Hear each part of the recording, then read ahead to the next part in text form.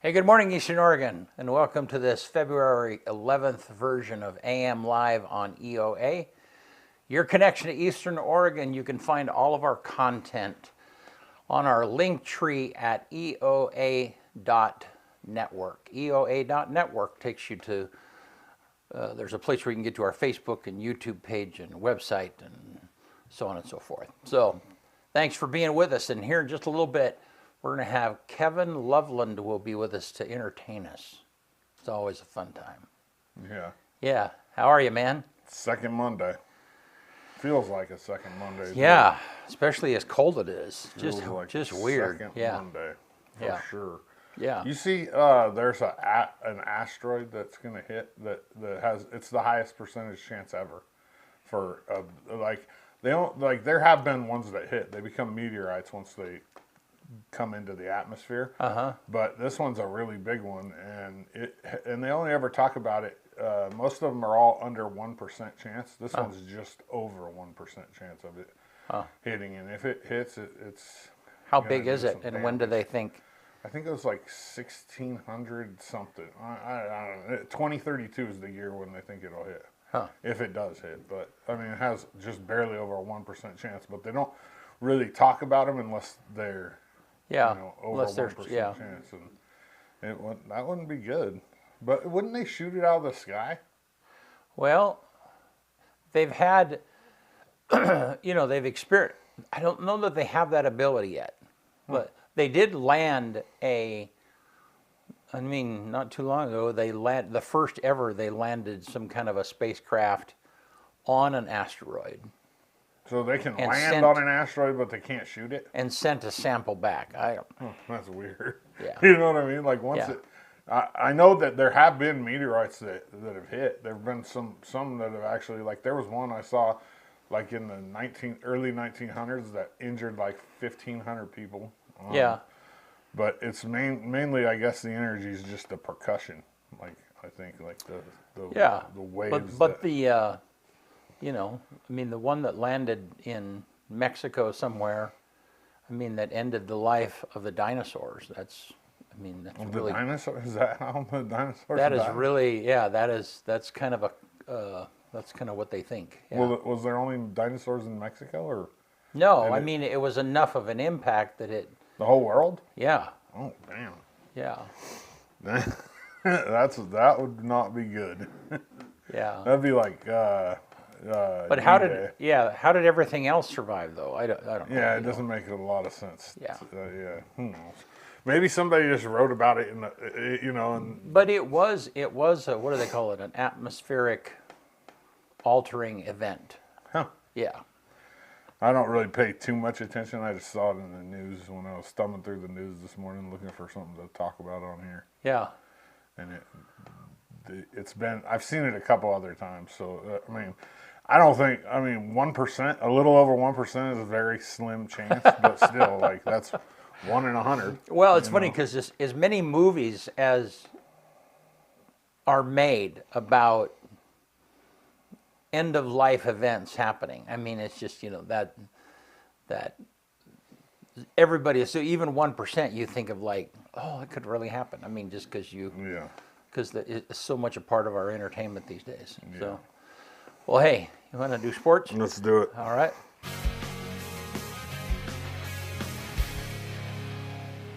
AM Sports Report brought to you by Northwest Furniture and Mattress in LeGrand. Now is the time to take advantage of the first big sale of 2025. During the President's Day sale, save up to $400 on select Sealy adjustable mattress sets at Northwest Furniture and Mattress. Upgrade your sleep for less for a limited time. Big Red Rocking Chair on Elm, off Adams in LeGrand. LHS girls basketball made a comeback bid on Friday night, but fell a little bit short, losing to Baker 56-53. LeGrand has a non-league game tonight up at the LHS gym at 6 p.m. versus the Dows, and then heads to Pendleton on Friday for their final GOL game of the year at 6 o'clock. If LeGrand wins and Baker beats Ontario on Friday, LeGrand will be the regular season GOL champs by way of the tiebreaker. And the way that works is Baker and LeGrand each have one loss in the GOL. They've lost to each other. LeGrand lost by 3, Baker lost by 5. So LeGrand has the tiebreaker there. And that means that if both teams win on Friday, LeGrand will host the GOL tournament all the way through. LHS boys basketball lost to Baker on Friday night as well, 72-35. They go to Stanfield today for a 6:30 p.m. game and then end their GOL season on Friday at 7:30 in Pendleton. LHS boys wrestling wrapped up their regular season last night with a 62-17 dual win over Ontario. The boys will host districts on Saturday, February 22nd, with the finals live streamed right here on the EOA Live network.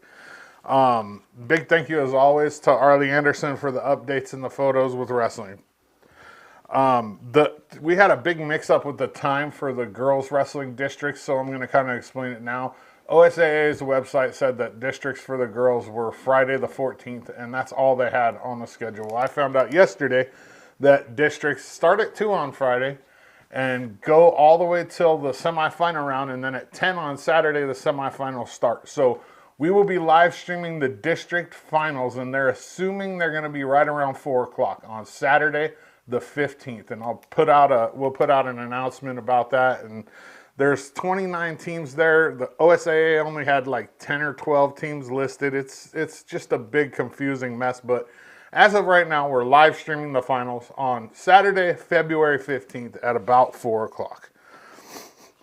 Here's a little 5th grade hoops for you. The LeGrand boys, the Legends, and the girls, Thunder, 5th grade, both of them, were the champions at the Winter Classic tournament in the Dalles this weekend. That's pretty cool. Congratulations. And that's what we need. We need these younger kids getting involved and building up their skills before they get to high school. EOU men's and women's hoops both split this weekend, both beating Walla Walla and then both losing to Lewis and Clark State College. It was pretty cool on Friday. All 3 elementary schools in LeGrand went to both the men's and women's games. And it was rocking. It was loud in there. I mean, it was the loudest it's ever been in there. I mean, there was literally probably like 500 kids, little kids. And they knew all the songs. They were dancing, rocking out. And I would love to see more of that. I think it's a great opportunity to get the kids out of the classroom and to engage EOU with the young people in LeGrand. EOU Track and Field hosted the Luthorn Invite over the weekend. EOU dominated with 16 first-place finishes overall, 6 B standards, and 3 A standards. And when I say standards, that means like numbers that qualify you for the national, because in indoor track and field, there's no districts. So you just qualify for nationals with a number. The Tanner Nett broke his own school record in the indoor shot put. For his efforts, he was named the CCC, Field Athlete of the Week. That picture is brought to you courtesy of EOU Athletics. The Mounties compete one more time next weekend here in LeGrand at the Last Chance Invite before Nationals for Indoor in Gainesville, Florida, February 27th through March 1st. EOU softball games were canceled this weekend versus Central Washington due to weather. They head to the west side of the state this weekend for 2 with Western Oregon on Saturday in Monmouth, and then 2 on Sunday in Forest Grove versus Pacific. And finally, EOU baseball went to Gilbert, Arizona over the weekend and split 4 games with Park University to return home at 500, 2-2. That's a good start for Mountie baseball. They're on interim coaches. The assistant coaches from last year are the interim head coaches right now because EOU hired a new coach after Kyle Treadway took the job, the D1 pitching job, and he didn't even make it to the season, and he got hired into a higher level baseball program. So we have the assistant coaches as the interim coaches, and they went 2-2 over the weekend. That's pretty awesome. They traveled to Spokane this weekend for a 4-game set with Whitworth. AM Sports Report brought to you by Northwest Furniture and Mattress. They want to make you comfortable in your own home. All right, good stuff. Thanks, man. Yeah, a lot of stuff. Yeah, I just want to mention that Tanya and I went to the EOU Music Department Variety Show this last weekend. We gave tickets away for that. Thank you for those guys. Thank you for EOU music program for giving those to us to give to you, and glad that there were several people that took advantage of that. The show was fantastic. Can't say enough about it. It was really, really good. And I need to throw, Red Cross Drug is the one that donates a lot of money to make that happen, to bring in the choreographer for that. Really good thing. And so next year, I mean, they do one of those shows early in the year, every year. And so be sure, and when you see that come around next year, be sure and go see it. It's very good. So anyhow, and Benny, our guy that's in the control room directing the show, he was in it, and really enjoyed seeing him. And I'll have some pictures and stuff for you, because he had a big day on Saturday. It's crazy. He ran a mile race. You saw a picture of him during the sports show. Ran in the indoor track, ran the mile, and then had a show in the afternoon and a show in the evening. So kudos to you, Benny. So, all right, let's take a look outside at the cold, and it's chilly. We were talking earlier, it was below zero this morning when we woke up, which is really uncommon. I grew up in Wyoming, and that happened all the time, but haven't seen that cold here. It looks cold out there. Yeah. It just looks cold. Yeah. And then let's look at the weather. Look at the graphic there.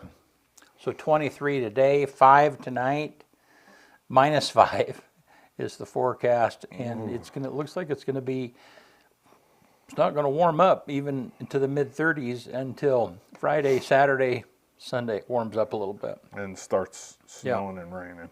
Yeah. Oh, it's supposed to snow on Thursday and Friday.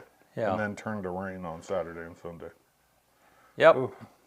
Ooh. Winter finally showed up. Yeah, it's about 2 months too late. Yeah. So weird. Been a strange weather. So, yeah. Alrighty. Hey, we will be right back with Kevin Loveland. He'll be with us. Thank you.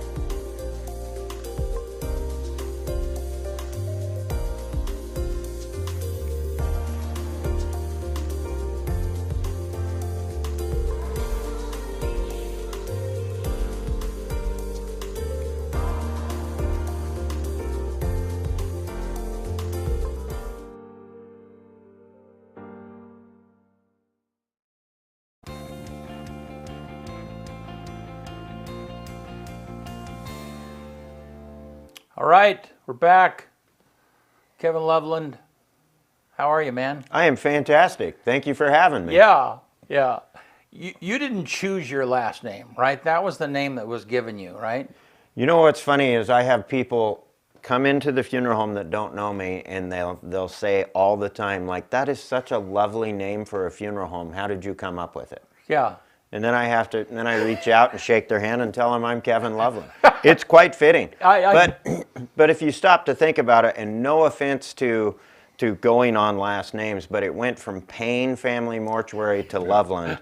And I've had a lot of people say that it was a nice, pleasant name change. So, but growing up, when you were a kid and you figured out your name was Loveland, was that a thing? I mean, did kids ridicule you? Did the girls like you more? There's Well, I don't know. But when I was when I grew up, my wife runs marathons. and I took her and a group of her friends to the Eugene Marathon, and we were in the Loveland Funeral Chapel Cadillac Escalade, and it was filled with running girls. Okay. And it said Loveland on the side. And you should have seen the people's reaction. We would pull up to like a truck stop or a gas station to use the restroom along the way, and the girls would just start pouring out of this rig that said Loveland on it, and everyone just kept looking at the rig, looking at the girls, and looking at me, and they couldn't figure out what I was. And I'm not going to go into detail what I think some of them were thinking, but it was quite interesting. And of course, the girls played into it. Right. And as they all would get out, they'd like touch me on the shoulder and we'll be right back. Yeah. And it was kind of fun. That's funny. Yeah. So, Jerry yeah, Hopkins says, good morning. Good morning. Oh, good morning, Jerry. I know you're watching. Yeah, he's watching. Yeah. No, I can only imagine that. Yeah. When my middle daughter turned 16, she invited me. Turned 21. She invited me to go out with her with some bunch of her girlfriends. yes. You know, and I had a similar experience. All these beautiful girls that were Yes. dressed to the nines, and people look at me and they look at Oh, yes. them, and finally somebody says, "Oh, you're the designated dad." Yes. Like, That's correct. Designated dad. that's right.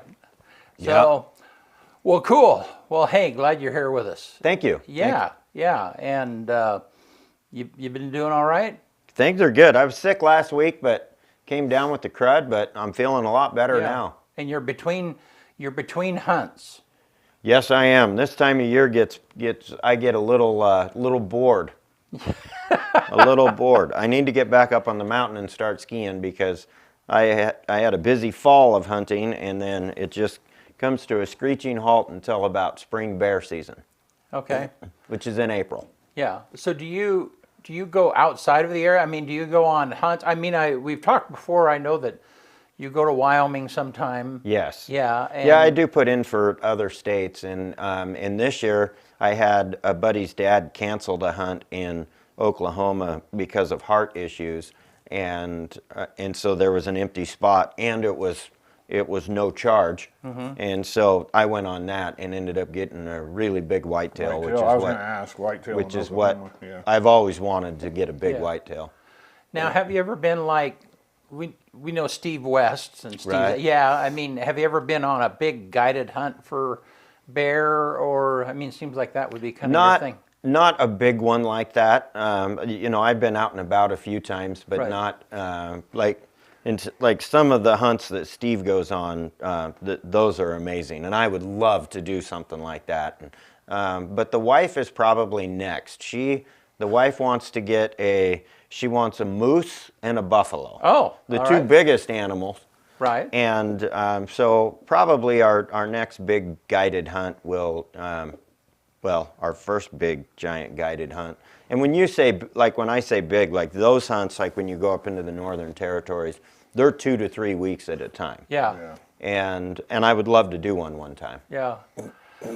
That's funny, totally off topic, but there was a time in my life when I was line editing for Steve and some Right. of his adventures. Yeah, and I was putting together an archery hunt for one of his friends, and it was when I learned that sometimes on those adventures they get the animal the very first day. Yes. Okay, but they still need to have enough footage to actually make a show, so they walk around in the mountains.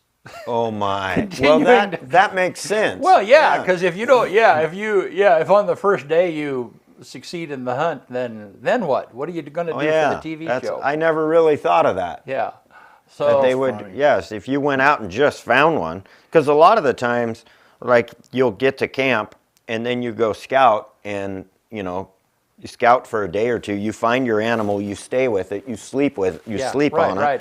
and you're just right there, so he's there, and so then opening morning, right at daylight, you get him. Yeah. Right, yeah. And I guess if you're filming a show, then you gotta go backwards and start need more. filming Yeah, the show. we need more. That's funny. We need more footage. Yeah. Right. Well, your Oklahoma deer, was that public or private land? It was private. It was Yeah. private, so it was like Yeah. a ranch. It was. Yeah. So not a fence, so not you a probably high got fence. that pretty quick. Probably It didn't was take too on. long. No, it was. In fact, this deer they've never seen during the daylight. They only had pictures of him at night, and no, I was very fortunate to get him. Yeah. And How big was he? he's the only one that I wanted. He was big in the whitetail world, a complete giant. Like he scored 176 inches, so he was big. So like Boone and Crockett number, what would that be? I don't 400? ever don't really do look that. at those numbers. How many points? I think he had 5 on each side. So Yeah. 5 by 5. Yeah. So locally, when you hunt, do you hunt locally much? Yes, most of what I do here locally is I help a lot of people hunting. Yeah. So have you some of those coveted hunts, up on big bulls up on Mount Emily, or a bighorn sheep? Have you got any of those? I mean, those are some of those Yes, lifetime hunts. and I've helped. I've helped a couple of people on. Well, one person from here on a bighorn sheep hunt, and then but up on Mount Emily, I normally help people every year and take a lot of kids hunting. And last year, I had a buddy that he had a really bad stroke, and he wanted to get an elk, and so we spent 5 days trying to get him an elk, and he was so dedicated and it was just making me sick that we couldn't get him one, and he literally got his elk, and we had to like drag him up a little cliff, and he literally got his elk on the very last afternoon, right in the middle of in between snowstorms, and it was pretty amazing, very emotional, and because I mean he gets around in a wheelchair, and he'll be walking soon. He's in physical therapy and just has to have some surgeries, but he'll be up and moving around. But that's the kind of stuff that I enjoy. I've taken a lot of kids hunting, a lot of first-time hunters I take out, and I just really enjoy it. Do you think? I mean, I know it has, but you've been hunting since you were a kid. Yes. Has it changed? I mean. Oh yes. Yeah, I mean the intelligence for me when I was hunting as a kid. I mean, you would look for tracks or you'd look for activity or whatever. If you had a light snow, but thinking it was pretty haphazard. I mean, there wasn't a lot. It doesn't seem like there was a lot of intelligence. Right. It has changed. I mean, do you think that over the years that has changed from a hunting standpoint? Well, I mean, hunting has definitely gotten a lot harder because of the predators, and the predators have pounded down the animals so bad. Especially and deer so, population. Yes, especially deer. Like from what I hear, I didn't live here. I mean, I grew up hunting in Prineville, but I mean, I guess you used to be able to do a loop around Ladd Canyon and see 200 or 300 deer back in the day, and now you're lucky to drive that entire loop and see one deer. Right. And of course, the deer are all down hiding on the private properties because that's where they can kind of keep they can keep the predators out. And, Right. But it definitely has changed. And back when I grew up, I mean, the furthest shot that we would ever take would be 300 yards. Right. And now we're shooting 1,000 yards. Huh. And you have way better optics and equipment, and it's pretty amazing. Yeah. So, what's your favorite? Do you have a favorite hunting story, or a favorite, that like, yeah, that was a great moment, and maybe that was with your friend or something, That was probably the best moment I've ever had. It's and being able to look back on it and just see how rewarding and how emotional it was. Mm-hmm. It was amazing. I mean, I love taking kids out for their first time, like my kids and their first deer, their first elk, and it's always very rewarding. When it's a young when it's a young person and you're just trying to get them involved. Yeah. Do you still get buck fever? Yes. I do. Yeah, and that people who have never shot or never you just don't know. I mean, because the minute you put your rifle up and you're looking through the optics and Yes, it goes through you. Yeah. And you would think with all the hunting that I do that I would be a better shot, and I'm really not. I get into a situation and I kind of lose it a little bit, which is the buck fever part of it. Buck fever, bull fever, bear fever. I get it all. Yeah. Well, cool. Well, hey, let's switch topics. Let's talk. So, Loveland Safe Ride, you guys just recently got your nonprofit status, right? Yes, that's correct. That's correct. Now, talk to me about that. Has that been something you've been working on for a while? So what happened was we really started looking at the program and the expenses that go into it, and a few years ago. And it started to become incredibly expensive to run the program when you have several drivers, driving all over the county and trying to pay for them and fuel, and it just gets a little bit challenging. And then we recently bought the funeral home up in Wallowa County, and so then we started driving for events up there. So there was times just this last year that we had drivers driving at 3 or 4 different events in one night, and it finally got to the point where I wanted to get some long-term help, mostly for the future of Loveland Safe Ride. And so Jerry Hopkins and I were talking, and we have a lot of meetings about Safe Ride, probably more meetings about Safe Ride than I have with meetings about the funeral home. But it's because the program means so much to both of us. Mm-hmm. And I mean, without Jerry, we would, and I know he's listening, so thank you, Jerry. But without Jerry, we would not have the program, because there's no way that I could keep up. And his heart and soul is Loveland Safe Ride. And so anyway, we got to talking, and we just thought, how would it look if we were able to achieve nonprofit status? And looking at it from a larger, and I'm going to goof this word up, a larger philanthropical way of looking at it, and trying to see, will Loveland Safe Ride continue one day after Kevin Loveland retires?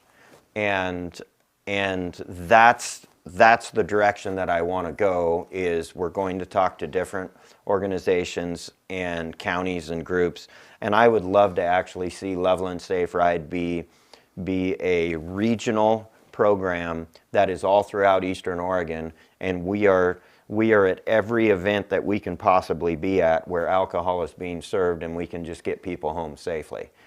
I mean, because when we really start doing the math, after sponsoring and paying drivers and everything, it's probably costing us about $100,000 a year. And I can't expect one day Ian, my employee, right. that one day will eventually buy the funeral home, I hope, that I can't expect him to just dole out $100,000 a year for a program that I have started. And yes, it's a great program, and it benefits the funeral home just because of marketing and goodwill, but I can't expect anybody to pay for that doesn't have a strong connection to it. So we are, after legislation, that whole session gets out in Salem, we're going to start having talks with some senators and the House reps, which we've already started, and trying to get more of a long-term plan for Loveland Safe Ride. We've already, like Matt Scarfo has already talked to the Union County, and Union County is going to start chipping in and helping us out a little bit financially, and I know, and I'm sure, we'll get some support from Wallowa County, but we want to look at it at a bigger standpoint, because I would love it if there's a rodeo in John Day for us to just roll down there and get everybody home safely. Yeah. And I think we can achieve that. There's big programs out there, that have a lot of philanthropical views that want to fund a program like this, like Mothers Against Drunk Drivers, and just a lot of the bigger organizations that have the finances. And we're really excited about it. I'm not incredibly familiar with with the structure of a nonprofit because I've never owned one, and so we're working through it. But Malia, that works for us, her husband is an attorney, and he helped us put everything together, and it's really came together great. You need to get somebody working on writing grants. There's got to be grants out Yes, there for this, and that's just money that you know what I mean. That's just like Yes. here we have this money. It has to go towards this. Somebody write a grant for it. Boom. You know what I mean? That's the. So while you're bringing that up, if there are any grant writers out there, we would, if you want to write us a grant, we'll give you a free ride home next time you're out drinking. I mean, that's a pretty good trade. No, but literally, if anybody does want to give us some assistance with grant writing, and of course making any kind of contribution to Loveland Safe Ride, it would be greatly appreciated. Yeah. I told Jerry that I was never going to get up and ask anybody for money. That it's just too difficult. But I can see the value of Loveland Safe Ride, and I can see that I want it to go into the future after I retire. And one day when I sell the funeral home to Ian, I'm probably never going to completely retire. It's there's so many people out there that have told me whether you're retired or not, you're still working at my funeral. And so I'm probably never going to completely step down until I physically can't anymore. But there will be a point where I will start slowing down. And if you ask my employees, it's probably already happened. During hunting season, they don't see very much of you. They've kind of got used to that. That's very true. Yeah. Yes, that's very true. Yeah. Well, cool. And I guess I got to go back. So it's about $100K a year, and that's with donated vehicles. Yes, that is. And we have had amazing success because of our local partners, and all of the local dealerships, from Goss Motors to the other guys, to Legacy Ford to Legacy Dodge, and now I believe we're going to start getting some support up in Wallowa County. Like these guys chipping in, because I mean, you can imagine, like, we pick up a vehicle from the dealership. It's perfectly clean and shiny and full of fuel, and then we take it out to the rodeo grounds and completely trash it. Mm-hmm. Hopefully nobody puked in it. Yeah. And of course, if they do, we clean that up. But and then we do our best to try to clean things up a little bit. But then we're just bringing them back a vehicle completely trashed, and we make sure we at least fill it back up with fuel. But we've really had some great partners along the way, and I just can't thank them enough. Yeah. I thought the drivers were volunteers. They used to be volunteers. Yeah, why not? I mean, I just got to the point where I just felt so bad that they were out, because you've been in the vehicle. Yeah. And you've seen what goes on in there, and at 2 o'clock in the morning, when you're driving people home and they're drunk and they're in a fight with their wife, or they want you to turn the music up, and the other person sitting next to you wants you to turn the music down, and you've got drunk people yelling at you. It just finally got to the point, and this started with Jerry, where I just forced him to take something for driving. Like, Jerry donated his time and all of these years to the point where I would just finally just go down and just buy him a gun. And be like, well, a guy's not going to turn down a gun. And then I'd hand him a gun. Actually, it first started with a bow, and then I think it was a rangefinder, and then a gun, and then finally I just told him, I'm like, Jerry, you've been doing this for years and years and years, and it is time for you to start accepting a paycheck when you help us out. And he did it reluctantly, because his heart is just into the program. And I'm like, it's okay to still have your heart into the program, but I'm going to pay you. Right, and it changes the relationship in a positive. I work with a lot of volunteer organizations. Yes. And I've been in a position of being a paid staff and had volunteers working for me, but volunteering will only go so far. There are some times where, when you pay someone, it changes the accountability level. That's in true. A different level. That's true. So if I mean, if you're a volunteer and you're miserable and it's 2 a.m., it's like, I'm not taking this anymore. Right. But if it's a paid position along with that, yeah, I mean, sometimes that's enough to sustain somebody, keep them going. It's been amazing. Like, we literally have people contact us all the time wanting to drive. Sure, yeah. And we tell them, like, well, like even Senator Todd Nash up in Wallowa County, like, he came to us and just said, I want to drive for you, and we actually needed a driver up there, and so then we went to pay him, and he just laughed at us, and he's like, no, you are not paying me. He goes, this is, my county has given me a gift to go to Salem and represent our entire region, and I'm going to give back to my county by driving. Same thing with Paul Andrus, a county commissioner here. He just drives, and he's like, no, I don't want anything. Right. And it's pretty amazing, because Paul has offered to drive for us anytime we need help, and it's really been amazing. And Commissioner Scarfo has offered to put on an event for Loveland Safe Ride that's going to be on May 10th. It's going to be a fundraising event that we're going to do down at Benchwarmers. I think we're going to have the full covered parking lot and even the street blocked off. And Matt's going to donate the food and the facilities, and so we really have a lot of really good support from the community. And you guys are right to talk about grants, because I think once we really start diving into this, that we're going to realize that the program is going to go on. And it's pretty exciting for me to see, because I could not imagine I would just have to keep working to be able to fund the program, because I would, and I don't make $100,000 a year, so maybe I'd have to get 2 jobs. Yeah. But the Loveland Safe Ride is going to go on somehow, and I just hope that it can be fully funded, and we can actually expand it, and it can just go on for eternity. Did you imagine that it would be bigger than? No. The first year in the year 2000, I decided to do it because I just got to thinking my best friend was killed in 1997, and I wanted to do something. And so that New Year's Eve, I put ads on the radio, and I literally haven't owned the funeral home for a year. And I had about $400 in my account at the funeral home, and I called the radio station and asked them if I could do a series of ads and to promote what I was going to do, and they told me it would be about $400.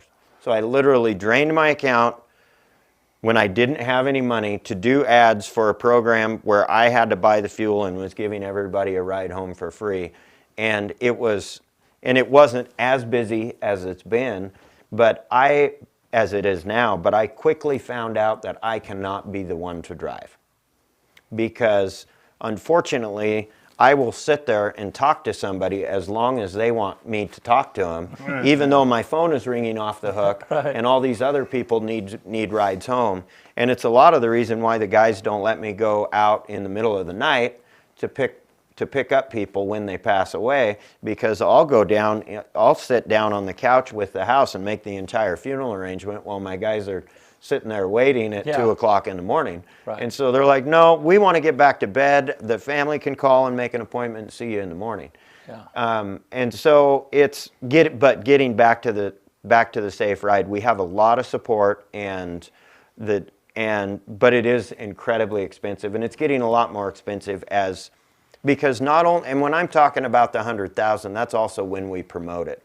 Yeah. Like, we promote it at the rodeos, and we pay for sponsorships. And you promote it by sponsoring the Cody Bowen show. yes, Yeah. yes, and a lot of what we do is just promoting the Safe Ride, because I want people to use it. It really bums me out when I look in the newspaper after a rodeo and I see that there's been some DUIs. Mm-hmm. But I can tell you, when I first moved here, I mean, there used to be 30 or 40 DUIs given on a weekend. Mm-hmm. When like at Stock Show, I mean, it looked like Christmas lights going out the Union Highway, and it was all people getting pulled over. And now they don't give any anymore. Yeah. And so, to me, I see that we've made a change, and it's a positive change, and it just really makes me feel good, especially knowing what I do for a living. And so it's probably been the most rewarding thing that I could ever do in my life. And you know, people are like, "Oh, you've got a great funeral home, and you should be so proud." Well, I'm more proud of the safe ride. Yeah. I'm proud of saving lives. You should be. I think. I mean, Yeah. it's fantastic. It's hard to fathom, and I talk about this with Cody all the time. Like how much of an impact it's made. Like I can't even like monetarily, life, just the impact in one small county too. Like we're not big now, and now too, but for most of the time. But just the impact of people not getting DUIs, not getting put into that position where their life is kind of flipped upside down, because monetarily it's a big chunk of money. And then also, if you're behind the wheel and you kill somebody, you have to live with that for the rest of your life. Yes. So just the impact that Loveland, and so does their family, your family. It's crazy to think about how much impact it's made in this community. Yeah, and it's difficult to keep an accurate number. I wish we would have had little clickers all along, but you know, we kind of keep, you know, track like rough estimates, and you know, probably, you know, by the end of next year we'll probably be at 150,000 rides we've given, and it's pretty cool to think that between the two counties we've given everybody, you know, rides home equivalent 3 or 4 times at least. So it's pretty awesome. Yeah. Great impact. So let's talk about business for a little bit, because it's interesting. So, because I've been in that situation where there's only $400 in the account. In fact, it might be that case right now. Yeah. But I mean, talk about business a little bit and how that's been for you over the years, and what have you learned? You know. Well, I've learned that I can't go running around paying everybody's bills when I owe money myself. And so when I first bought the funeral home, I bought the funeral, and I, as everyone knows this about me, I kind of work on hunting seasons. And so I bought the funeral home deer season of 1999. That's what I tell people. And so it was October of 1999, and I bought the funeral home, and I literally, you know, after I bought it, it was pretty slow for a while. You know, we only served 70 families a year, and it was tough. Like, I would literally put enough fuel in the vehicle that if somebody passed away, that I could at least go pick them up and bring them back. And it got something buzzing me, and it has just totally evolved into now our vehicles are always completely full, because you never know what's going to happen.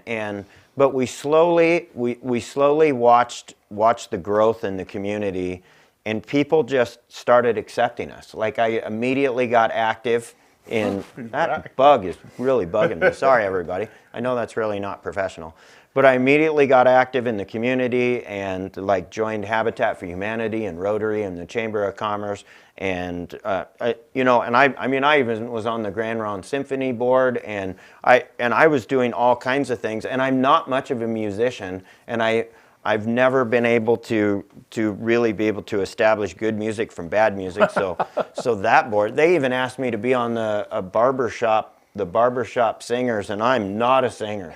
I think they were really glad when I told them I couldn't do that anymore. But I really got active in the community, and the community totally accepted me. And I could see the writing on the wall with this community. If you give to this community, they're going to give back. Yeah. Whereas some communities, like you go into certain communities, and whether it's just a big rodeo community or something, and if you're not in with a particular group, then it's very difficult to kind of get your foot in the door as far as being an active business participant. And here, it was like the more I gave, the more the community gave back. So I continued to give and give, and The next year we did 99 funerals. The next year we did 123, and now here in Union County we're doing well over 300, and it's really been nice because the more, and I still have that platform, the more funerals that we do, the more that I give. And I mean, I pay myself a reasonable salary. I think it's like $60,000 a year, but the rest of the money at the end of the year, it's all gone every year. And my accountant just shakes his head like, I mean, you do what you do, but he goes, you can make a little bit more money, and then we do, but I give it all away. Yeah. And not all of it. I mean, we still pay our bills. I still pay the employees well, but it's been really warming to me to see over the years that with this community, all you have to do is wake up every day and do what's right, and the community will patronize your business. And that is truly my business platform, is give, and you will receive. Well, and Matt Scarfo was here just last week, and he was talking about him starting in the bar business, and the two of you putting your heads together and saying, we've got to get involved in the community. We've got to give. We've got to give back, and getting involved in different organizations. And Matt is one, Matt is one that you can go to just about any event and you look down and there's a Benchwarmers gift certificate or a Benchwarmers hat or a Benchwarmers sweatshirt. And and everybody's like, hey, do you want to give? It's a write-off. It's a write-off. It's a write-off. Well, those write-offs still cost us money, This sweatshirt that I could give away that says Loveland on it was, with the embroidery, it was probably $75. Right. But you always see the same organizations that continue to give over and over and over, and Matt is one of them. And that's why when if you go down on a Friday evening and you go down to Benchwarmers, the place is packed. They've got good food, they've got great service, but that is the community giving back to Matt Scarfo for what he has done. And that is the way that I've seen this entire community work with everyone in business. How much did he pay you for that free plug right there? Yeah. So, are more people dying? A good question. That was one thing that kind of struck out to me is so with the baby boomer population, and I'm one of those getting older, is there more business than what there used to be? So, and I don't know if I've got into this before, but how I ended up with this funeral home here in LeGrand is because of the baby boomers. Okay. And I'll explain why. So years and years ago, a group of investors got together and they said, holy cow, look at all these baby boomers coming of age. And by this year, there's going to be this large group of people that is going to be passing away soon. So this group of investors got together and they said, we're going to start buying funeral homes and cemeteries. So they started buying funeral homes and cemeteries all across the United States, and actually even all across the world, because baby boomers kind of spread out into Europe and some other areas. And it worked very well with them in larger communities. In smaller communities, it didn't work that well. They came into LeGrand. They bought Payne Family Mortuary from Don and Monica Payne, and they raised the prices because they paid a lot for it. They raised the prices and they brought in a management out of the valley, and it just did not gel with our county. Our county was like a corporate-owned funeral home out of Canada, right, owns the funeral home, and then they bring in management out of the valley trying to, smooth talking, oh, it's okay, the prices are high, but we do this, and this. And so, and at that time, I was working for the casket company. I was a licensed funeral director and embalmer, but I was working for the casket company, and this was part of my territory. And I saw this funeral home, the one that I own now, losing business. And so I wrote the corporation a letter of intent and to purchase them. And they said, we're not selling funeral homes, we're buying them. And I said, yeah, but you should sell this one. I said, look at the numbers. And the guy's name was Jeff Hamilton, and he writes me back, we're not interested. And so I said, well, okay. And then about a month later, he writes me back and says, I've really looked at the numbers and we are interested. and so I literally sold everything I had. And I had a 2-wheel drive purple Ford Ranger pickup and with no air conditioning. And I sold everything, and I had my Ford Ranger and my mountain bike, and I moved to LeGrand. How old were you then? I think I was 30. It was in 99, and I'm 54 now. Who's good at math? Yeah.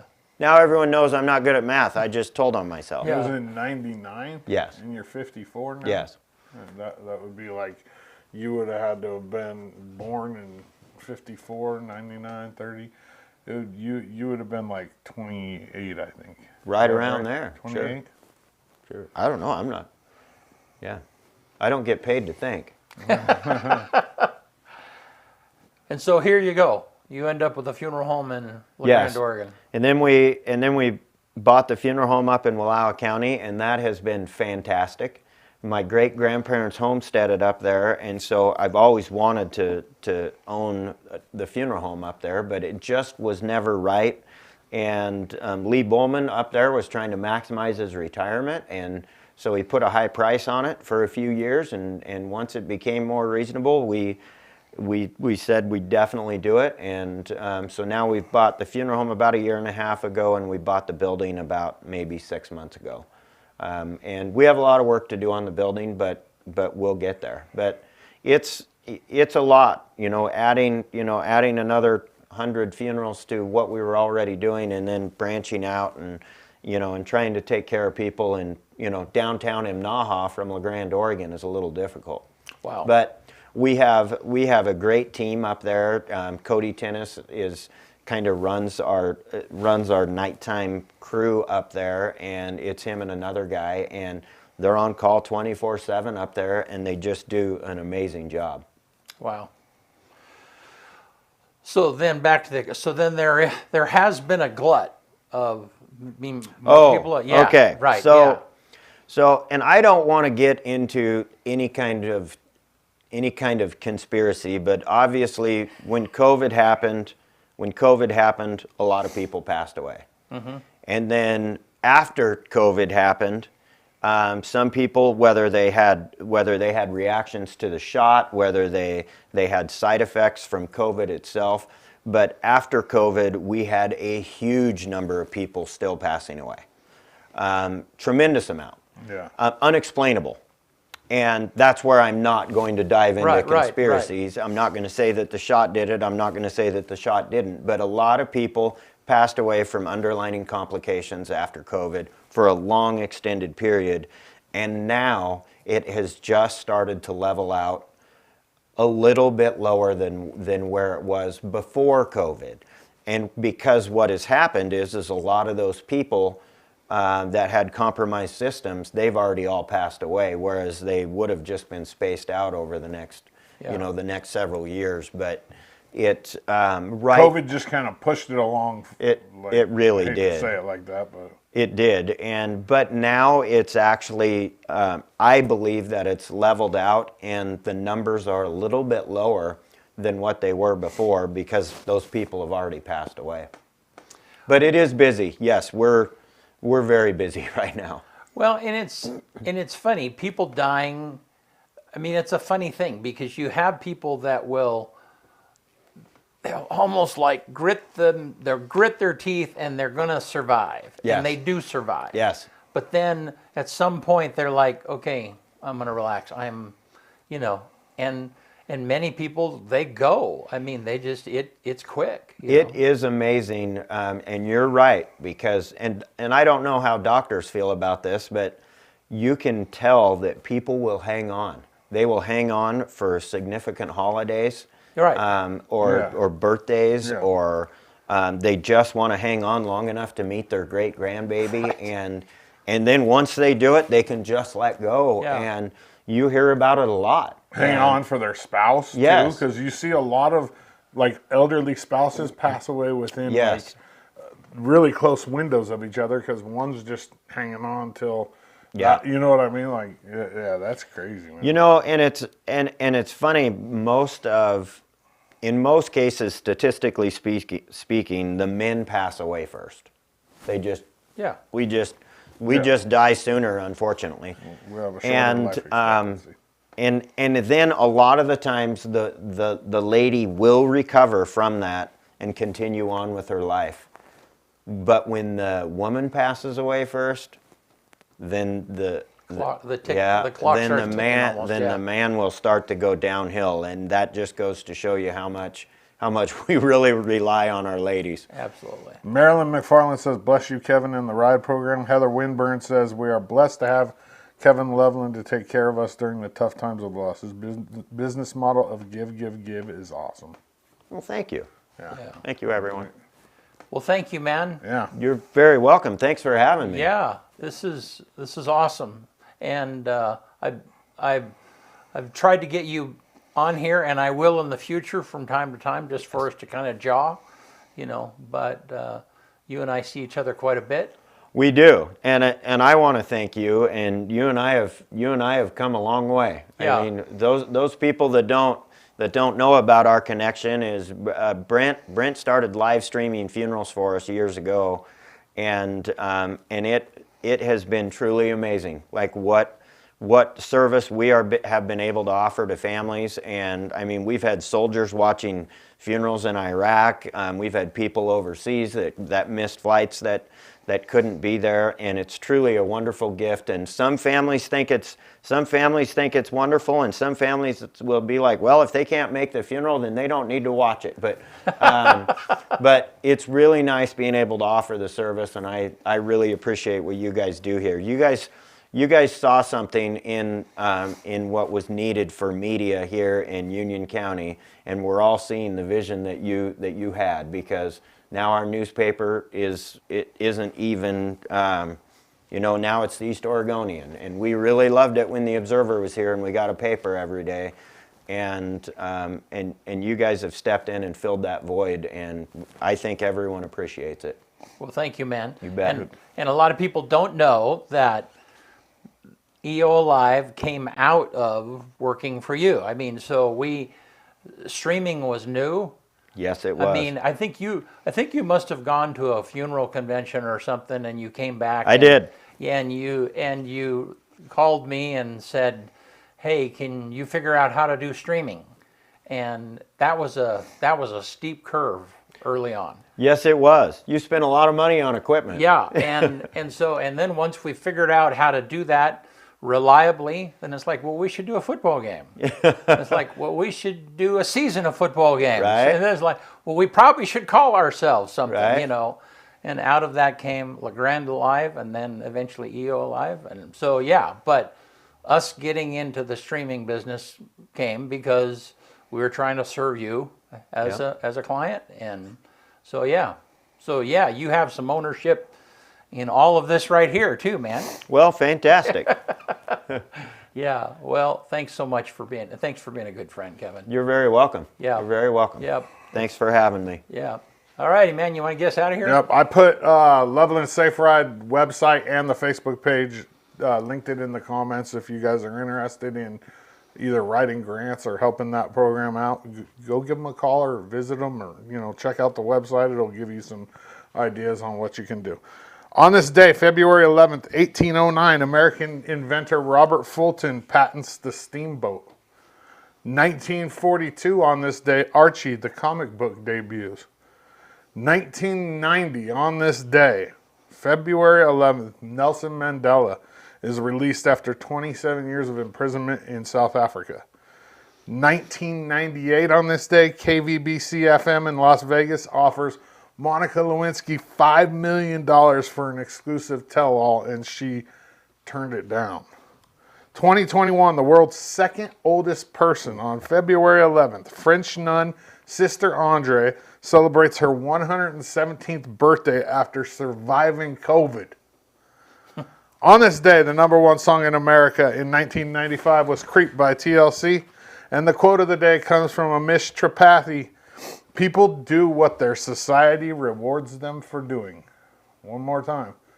People do what their society rewards them for doing. Good stuff. Yep. All right. Hey, thank you, man. You bet. Yeah, Thank Kevin, you. thanks. Yeah. Thanks a bunch. Yeah, thank you guys. We'll be back here Thursday. Thursday. Yeah. See you soon.